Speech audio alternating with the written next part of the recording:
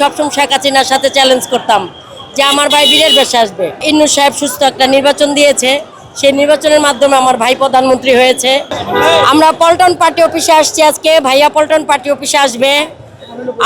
আমরা সবাই খুশিতে আত্মহারা যে ভাইয়া ওখানে দাঁড়ায় বক্তব্য দেবে, আমরা এখানে দাঁড়ায় দেখব। ভাইয়া আমাদেরকে দেখবে, আমরা ভাইয়াকে দেখব, এইটাই আমাদের প্রত্যাশা। অনেক খুশি লাগছে, কারণ আমাদের প্রধানমন্ত্রী তারেক রহমান ভাই, আমাদের ভাই। ব্যক্তিগতভাবে আমি সবসময় জানতাম যে এটা আমার মায়ের সন্তান, মানে আমার ভাই। আমি সবসময় শেখ হাসিনার সাথে চ্যালেঞ্জ করতাম যে আমার ভাই বীরের বেশে আসবে।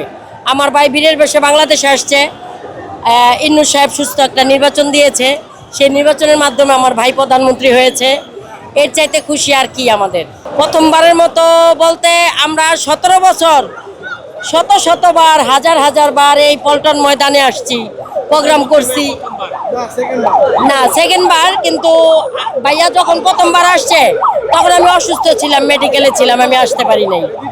তাই আজকে শারীরিকভাবে একটু অসুস্থ, তারপরও ঘরে শুয়ে থাকতে পারি নাই, চলে আসছি ভাইয়ার ডাকে।